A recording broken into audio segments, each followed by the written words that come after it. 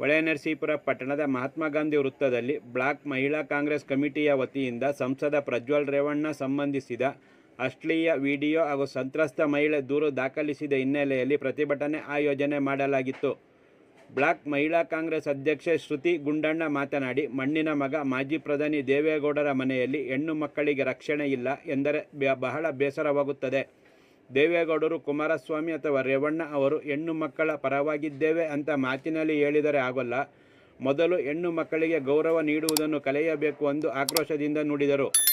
ಪ್ರಧಾನಮಂತ್ರಿಗಳ ಮೊಮ್ಮಗ ಮಾಡಿದ್ದಾರೆ ಎಂದು ಮುಚ್ಚಿ ಹಾಕೊಂಡು ಸುಮ್ಮನಿದ್ದೀರಲ್ಲ, ಇದೇ ಕೆಲಸ ಸಾಮಾನ್ಯ ವ್ಯಕ್ತಿಯಿಂದ ಆಗಿದ್ದರೆ ಬಿಡುತ್ತಿದ್ದೀರಾ ಎಂದು ಪ್ರಶ್ನಿಸಿ, ಪ್ರಧಾನಮಂತ್ರಿ ಮನೆಗೆ ಒಂದು ನ್ಯಾಯ, ಬಡವರಿಗೆ ಒಂದು ನ್ಯಾಯ, ಎಲ್ಲಿದೆ ನ್ಯಾಯ ಎಂದು ವ್ಯವಸ್ಥೆಯ ವಿರುದ್ಧ ಬೇಸರದಿಂದ ನುಡಿದರು. ಭವಾನಿ ರೇವಣ್ಣ ಅವರು 1.5 ಕೋಟಿ ಕಾರಿಗೆ ಗುದ್ದಿದ ಎಂದು ಒಬ್ಬ ವ್ಯಕ್ತಿಯನ್ನು ಕೆಟ್ಟದಾಗಿ ನಿಂದಿಸಿದ್ರಲ್ಲ, ಇವಾಗ ನ್ಯಾಯ ಕೊಡಿಸಲು ರೋಡಿಗೆ ಬಾ ಎಂದು ಏಕವಚನದಲ್ಲಿ ಮಾತನಾಡಿ, ಇಂತಹ ನೀಚ ಮಗನಿಗೆ ಜನ್ಮ ನೀಡಿದೆಯಲ್ಲ ನೀನು ಎಂತಹ ತಾಯಿ, ನ್ಯಾಯ ಕೊಡಿಸು ಬಾ ಎಂದು ಆಕ್ರೋಶದಿಂದ ಒತ್ತಾಯಿಸಿದರು. ಹೆಣ್ಣು ಮಕ್ಕಳಿಗೆ ಬೆಲೆ ಇಲ್ಲ, ಅಷ್ಟು ಹೆಣ್ಣು ಮಕ್ಕಳ ಮಾನವನ್ನು ಬೀದಿಯಲ್ಲಿ ಬಿಟ್ಟಿದ್ದಾರೆ. ಹೆಣ್ಣು ಮಕ್ಕಳ ಭೋಗದ ವಸ್ತುಗಳ ಹೆಣ್ಣನ್ನು ಭಾರತಾಂಬೆಗೆ ಹೋಲಿಸುತ್ತಾರೆ. ಹೆಣ್ಣು ತಾಯಿಯೂ ಹೌದು, ತಂಗಿಯೂ ಹೌದು, ಹೆಂಡತಿಯೂ ಹೌದು.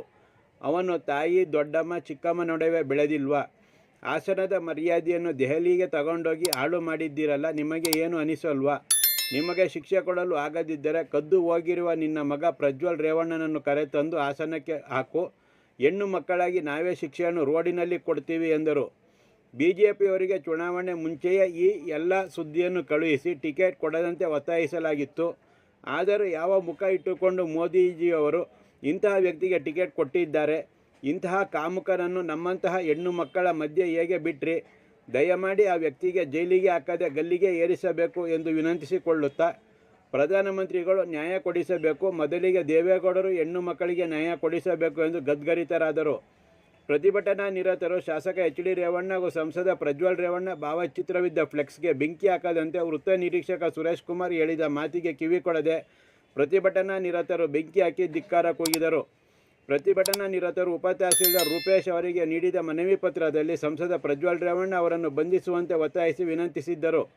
ಪುರಸಭಾ ಸದಸ್ಯ ಭೈರಶೆಟ್ಟಿ, ಕಾಂಗ್ರೆಸ್ ಮುಖಂಡರಾದ Kumar, KRG Babu, Donald, George, Kamalamma ಇತರರು ಪ್ರತಿಭಟನೆಯಲ್ಲಿ ಭಾಗವಹಿಸಿದ್ದರು.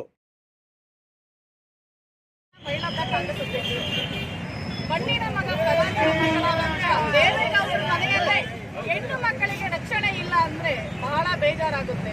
ನಾವು ಮಣ್ಣಿನ ಮಗ, ನಾವು ಹೆಣ್ಣು ಮಕ್ಕಳ ಪರವಾಗಿದ್ದೀವಿ ಅಂತ ಹೇಳ್ಬಿಟ್ಟು ದೇವೇಗೌಡರಾಗಿರ್ಬೋದು, ಕುಮಾರಸ್ವಾಮಿ ಅವರಾಗಿರ್ಬೋದು, ರೇವಣ್ಣ ಅವರಾಗಿರ್ಬೋದು ಮಾತಾಡ್ತಾ ತಿರುಗಿದ್ರೆ ಬರಲ್ಲ. ಒಂದು ಹೆಣ್ಮಕ್ಳಿಗೆ ಗೌರವ ಕೊಡಬೇಕು ಅಂತ ಕೇಳಿ ಇದೇ ಕೆಲಸ ಪ್ರಧಾನಮಂತ್ರಿ ಅವರ ಮೊಮ್ಮಗ ಮಾಡಿಕ್ಕೆ ಮುಚ್ಚಕೊಂಡು ಸುಮ್ಮನಿದ್ದೀರಲ್ಲ, ಇದೇ ಕೆಲಸ ಸಾಮಾನ್ಯವಾದಂಥ ಒಂದು ವ್ಯಕ್ತಿ ಮಾಡಿದ್ರೆ ಬಿಡ್ತಿರ್ಲಿಲ್ಲ ಅಲ್ವಾ? ಪ್ರಧಾನಮಂತ್ರಿಗಳ ಮನೆಗೆ ಒಂದು ನ್ಯಾಯ, ಬಡವರಿಗೆ ಒಂದು ನ್ಯಾಯ ಅಂದ್ರೆ ಎಲ್ಲಿದೆ ನ್ಯಾಯ? ಹೆಣ್ಮಕ್ಳಿಗೆ ಬೆಲೆ ಇಲ್ವಾ? ನೀವೆಲ್ಲ ನೋಡಿದಿರ ಆ ವಿಡಿಯೋಗಳಲ್ಲಿ ಅವನ ಯೋಗ್ಯತೆಗೆ ಅವನ ಮಗ ಒಂದು ಕಡೆ ತೋರಿಸ್ತಾನೆ, ಅಷ್ಟು ಹೆಣ್ಣು ಮಕ್ಕಳ ಮರ್ಯಾದೆಯನ್ನು ತಂದು ಬೀದಿನಲ್ಲಿ ಬಿಟ್ಟಿದಾರಲ್ಲ. ಅವನೊಬ್ಬ ಮನುಷ್ಯನ, ಅವ್ರಿಗೊಬ್ಬ ತಾಯಿ ಇಲ್ವಾ, ಅಜ್ಜಿ ಇಲ್ವಾ, ಚಿಕ್ಕಮ್ಮ ದೊಡ್ಡಮ್ಮ ಬೆಳೆದಿಲ್ವಾ? ಈ ಕೆಲಸನ ಸಾಮಾನ್ಯ ಮಾಡಿದ್ರೆ ಏನ್ ಮಾಡ್ತಿದ್ರಿ ಇಷ್ಟೊತ್ತಿಗೆ? ಆ ಭವಾನಿ ರೇವಣ್ಣ ಬರೀ ಬಂದು 1.5 ಕೋಟಿ ಗಾಡಿಗೆ ಬಂದು ಟಿಕ್ಕಿ ಹೊಡ್ತಕ್ಕೆ ಸಾಯ್ಬೇಕಿತ್ತು, ಅಂತ ಮಗ ಇಂಥ ಮಗ ಅಂತ ಬೈತಾರೆ. ಮನೇಲಿ ಇಂಥ ನೀಚ ಮಗನಿಗೆ ತಾಯಿ ನೀನು ಜನ್ಮ ಕೊಟ್ಟಿಲ್ಲ, ನೀನ್ ಎಂತ ತಾಯಿ ಇದೆ?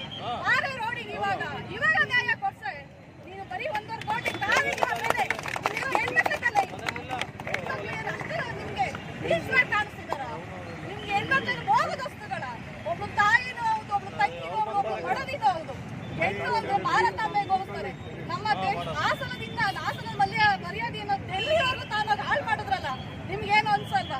ನಿಮ್ಗೆ ಶಿಕ್ಷೆ ಕೊಡಕ್ ಆಗಿಲ್ಲ ಅಂದ್ರೆ ಕದ್ದು ಹೋಗಿರುವ ನಿನ್ನ ಮಗ ಪ್ರಜ್ವಲ್ ರೇವಣ್ಣ ಕರೆದು ಹಾಸನಕ್ಕೆ ಹಾಕು. ಅವರಿಗೆ ತಕ್ಕ ಶಿಕ್ಷೆಯನ್ನು ಹೆಣ್ಮಕ್ಳಾಗಿ ನಾವೇ ರೋಡಲ್ಲಿ ಕೊಡ್ತೀವಿ. ನಿಮ್ಗೆ ಆಗ್ಲಿಲ್ಲ ಅಂದ್ರೆ ನಿಮ್ಗೆ ಅವ್ರ ಕಲ್ಸಕ ಯೋಗ್ಯತೆ ಇಲ್ವಾ? ಒಬ್ಬ ಪ್ರಧಾನಮಂತ್ರಿ ಆದವ್ರ ಮೊಮ್ಮಗನ್ನ ಕೇಳ್ಕೆ ಬೆಳೆಸಿಲ್ವಾ? ನಿಮಗೆ ನಿಮ್ಮ ಮೊಮ್ಮಗನನ್ನು ಕಸಿ ನಿಲ್ಸಕ್ಕೆ ಯೋಗ್ಯತೆ ಇಲ್ವಾ? ಇವೆಲ್ಲಾ ವಿಷಯಗಳು ಗೊತ್ತಿದ್ದು ಬಿಜೆಪಿ ಅವರಿಗೆ ಟಿಕೆಟ್ ಕೊಡುವ ಮುಂಚೆನೆ ಈ ಎಲ್ಲಾ ನ್ಯೂಸ್ಗಳನ್ನು ಕಳಿಸಿ ಅವ್ರಿಗೆ ಟಿಕೆಟ್ ಕೊಡಬೇಡಿ ಅಂದ್ರು. ಯಾವ ಮುಖ ಇಟ್ಕೊಂಡು ಮೋದಿ ಅವರೇ ನೀವು ಟಿಕೆಟ್ ಕೊಡ್ರಿ ಇಂಥ ವ್ಯಕ್ತಿಗೆ? ಇಂಥ ಕಾಮುಕನನ್ನು ತಂದು ನಮ್ಮಂತೆ ಹೆಣ್ಮಕ್ಳ ಮಧ್ಯೆ ಹೆಂಗಪ್ಪ ಬಿಟ್ರಿ ನೀವು ಅಂತ ಕೇಳ್ತೀವಿ. ದಯಮಾಡಿ ಈ ವ್ಯಕ್ತಿಗೆ ಬರೀ ಜೈಲಿಗೆ ಅಷ್ಟೇ ಅಲ್ಲ, ಅವ್ನಿಗೆ ಗಲ್ಲಿಗೆ